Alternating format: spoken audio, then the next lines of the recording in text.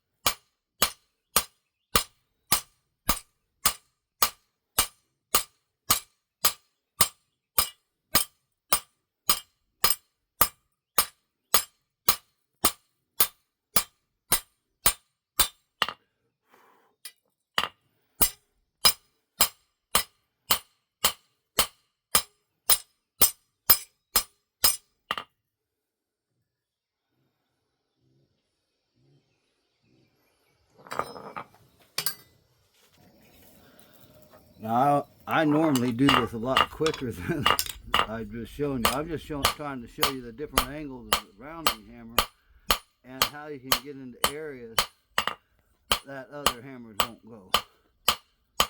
And and I chose a bigger piece to take a few more heats. And I haven't hit the edges. You see the points of the diamond still. And I'm doing a less aggressive tilt of my hammer. You can see it doesn't do the little ding like when you do here. Anyway. Now I'm going to go and frame it.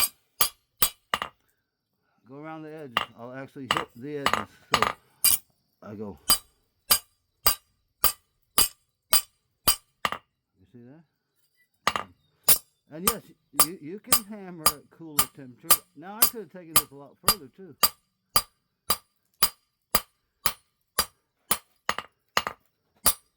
And it'll make it a little bit bigger, but you can hammer finish. And see, I'm tilting to get right here without trying not to touch my stem too much.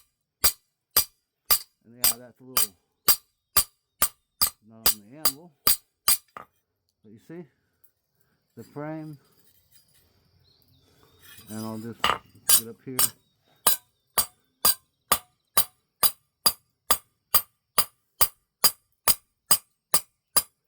That's what I call it, framing it. And I kind of divide these little lobes here. Here and here.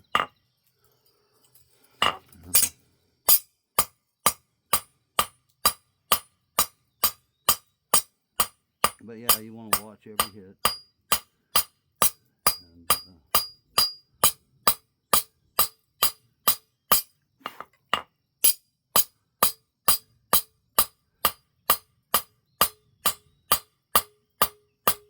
but yeah, I could have taken it a little bit bigger, but I'm not going to. I'm not going to go pick this in. I have done some pretty large leaves. And you just get in the angles, Feel your hammer, see your hammer blow.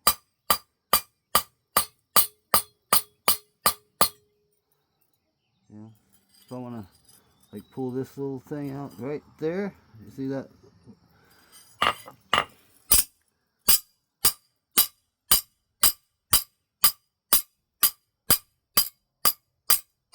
Look at it, so you get the point, and then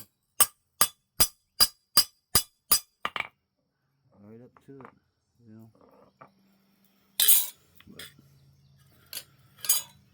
But old style leaf, hammer exercising leaf. That's what I call it. I'm gonna go around blacksmiths. I'm gonna put some veining on it. You don't have to, but I used to, and I'm gonna do this one. But use a chisel, curved chisel, best. I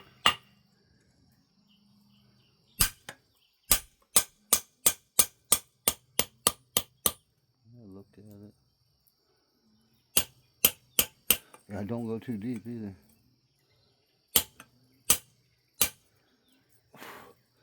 And you don't have to run straight lines. You can curve these. You can.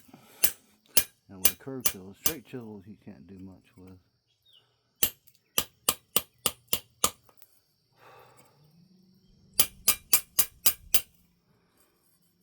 And yeah, I'm trying to go to my point. Now I can finish that point off too. I don't usually finish points pointy until the end if I'm going to.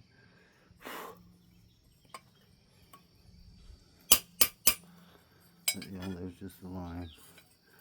And whatever here.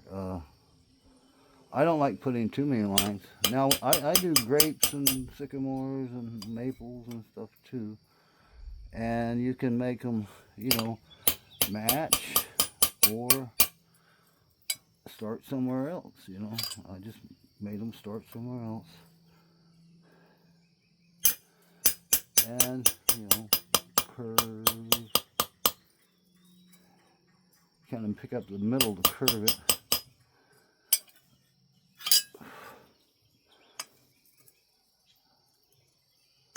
And yeah, I usually go in there and then just slightly off of it. It's a feel. I missed my fill here. And, you know, chase it.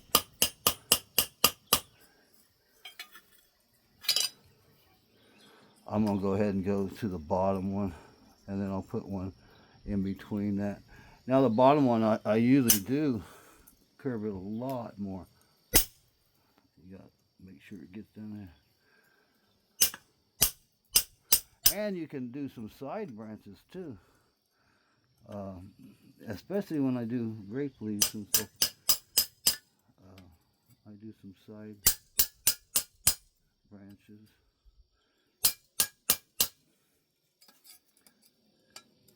And yeah, hold it between your legs. Don't put it in the hold down, hold it down. You don't want that. You want it feel, you know, loosely hold it between your legs and feel it. Because this terrain here is definitely high, you know, so it's going to chatter.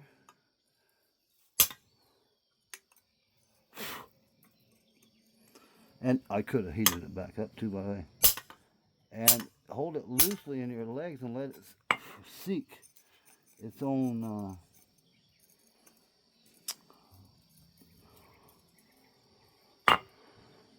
level, its own whatever you want to call it.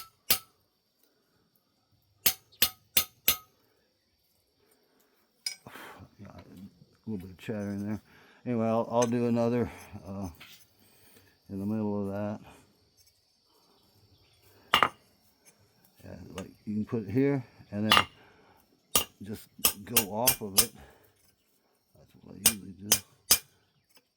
I haven't done this type of leaf in a long time. It's funny. This was before I started doing other leaves, was one of my main leaves. Just using a rounding hammer and moving it, kind of like you roll out pie dough, whatever direction. I've made what do you call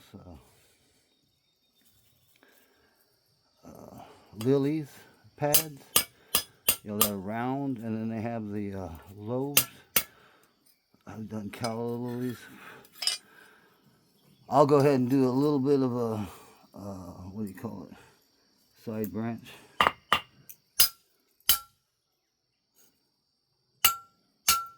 Yeah, that's getting cold and hard. It still did it, but it's not, you know, following the lines at all. I'm not going to heat it back up either, by the way. But this side I can feel better,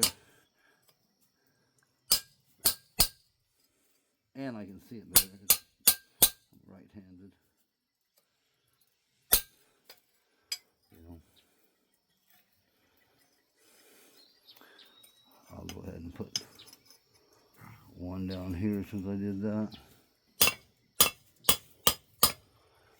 It's right there by the stem is what gave me trouble over there. And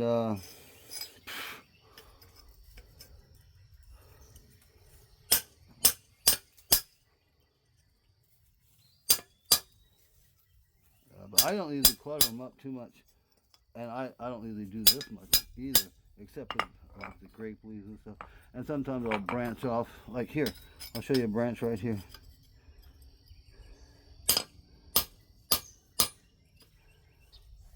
I wish I had someone to turn that so you could see how exactly I do it, but I'll do the other one over there to match it. Get in the groove, and yeah.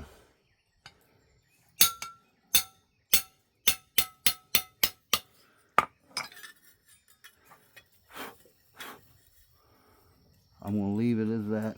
This one here, you know, where it didn't touch the anvil is what was going on, and I don't know if I can get it off right over here probably. Yeah. It definitely wasn't on the anvil because I had that stem right over there. I'll go ahead and do it. And yeah, it's tilted more. But yeah, that's a bit chattery. I don't usually have that in my work. And I'll put some life to it. But I'll move on. I'm going to forge weld here. I'm going to make a kennel holder. And there's probably only, that was 20 inches to start with. Let me get my tape measure. Probably 4 inches is what I was aiming for to use. And you can see, here's the end. Yeah, right there, 16 inches. There's only 4 inches in that. And this is going to be the candle holder, and it's going to be at least 12 inches long. This piece here, I grabbed about 2 cubes here. Only a cube here, maybe a little less, and a cube and a quarter, maybe, for the leaf.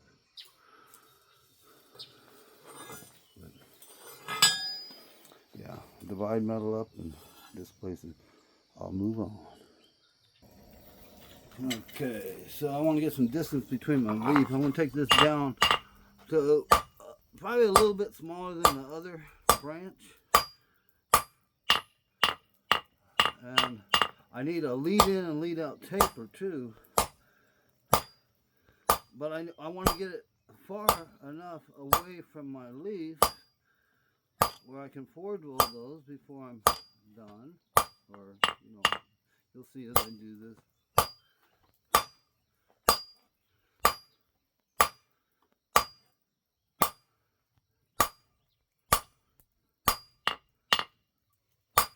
But yeah, you have to leave some strength. And I am going to just beyond a quarters dimension. Alright, I'll take this down. I need distance between the leaf and this.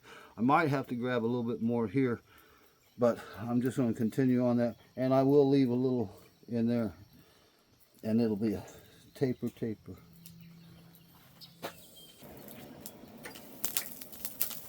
Okay. So the shoulders up on.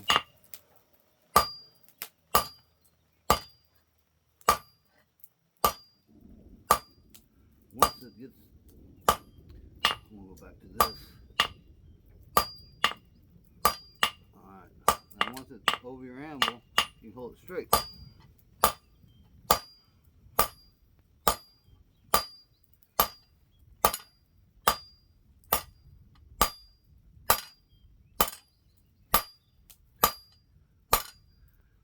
It's getting cooler, but I'll go ahead and, yeah, I'm going slow, but I'll do a little bit here just to straighten that up and plane it or bring it to dimension.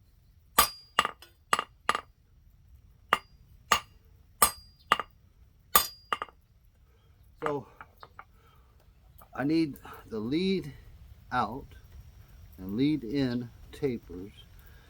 There's going to be quite a bit more distance in here, and I want that to be taller than this, and this is 5 inches or so, I would imagine. So, and I'll get some more. I'll blend this. This is not the greatest taper yet, and I'll finish up all that until it, when I fold it over and going to weld it here, this will be out of the way, and I still use this as a handle. Smaller ones I actually do the rolled scroll, and but I still do that and then leave it on.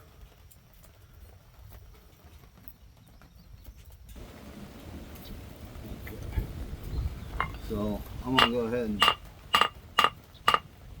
that's too cold, but I'll start here and get some more length and take it down just a little bit and do the taper out.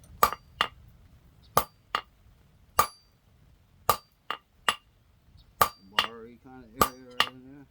That's how you get your length. It's surprising how much length you get.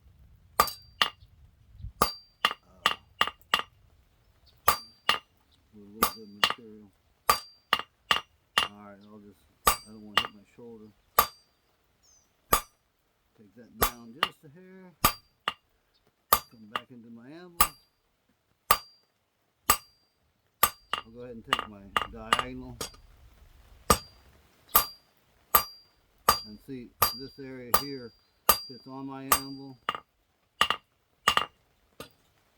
Hit your edge. I'm not going to go octagon with this heat, but I can at least feel these, especially these sides.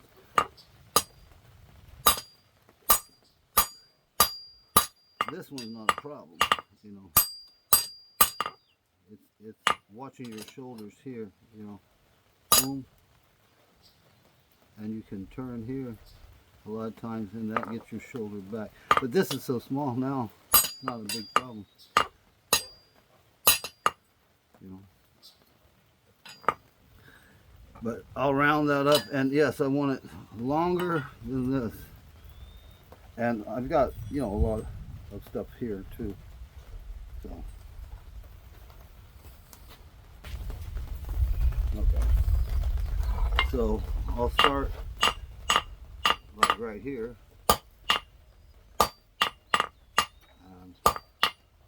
I'm using the flat surface.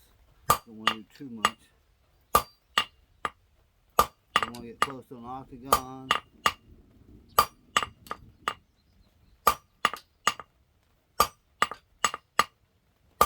Now I switch to my round right here. Flat here. Here. Alright, now hex roll. And yeah, it's on the taper on the near side. Now I bring it level.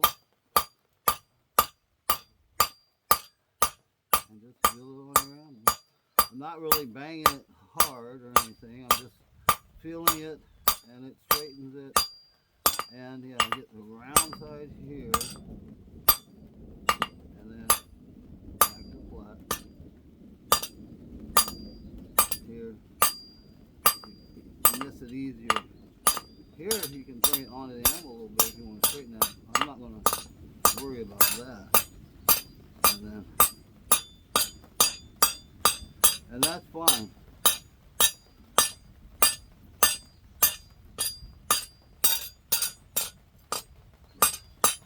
But you definitely, you gotta have a strong lead in, lead out taper. And then I'll get some more here.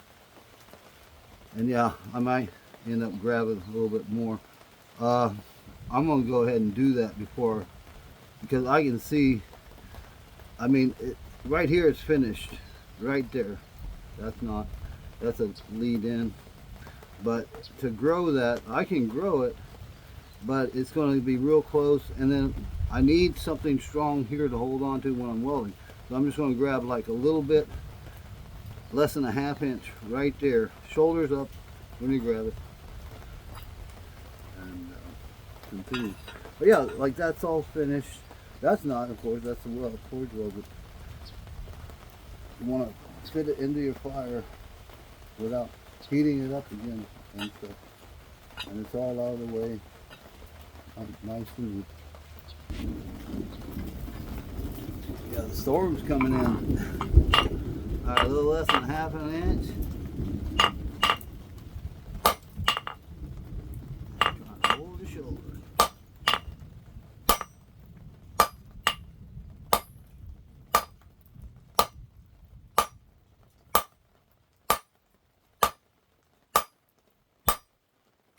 I'll take it down a little bit further than what I had before.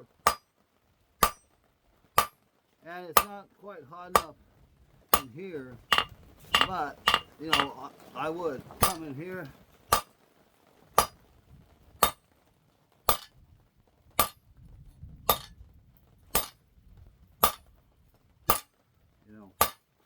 yeah, that needs to come down further. So anyway, this is a good lead-in taper. It's prouder than a quarter of its dimension. That's a bar, well, it's actually a taper, it's a little bit bigger there. But yeah, do not go too far too fast. And I'll take right in here, and I'll get a lead-in, lead-out taper with enough length to avoid that.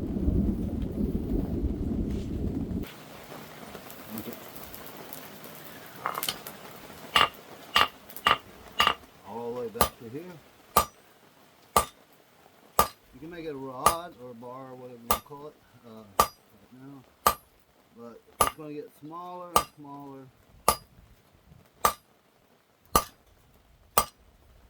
Just watch it as it comes on. It's not quite there. And yeah, I'm going too slow, but trying to get you to see it.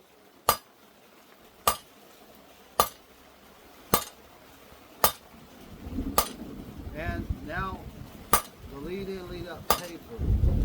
So I'm long enough in there, so right here I'll think about the lead-in, lead-out taper. I know I'm going slow, but it'll show you.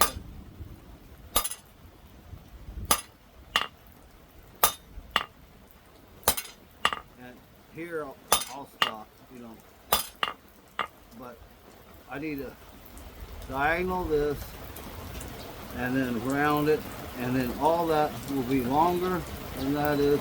And yeah, I'll leave this in, but I don't have to make it round or finish it or anything. I want to finish here, so when I cut this and fold it over and I weld it, that will be out of my way, and I can come back and finish my tape. Okay, the dog came in with a storm, so there's the square. I'll use a flat surface and octagon it, 3/4 on, 1/4 off. And then here where it starts to, you know, get bigger, just leave it alone. And I'll come back to here and I'll do a hex roll. And just watch that little spot right there.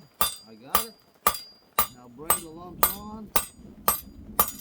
And think about a rod.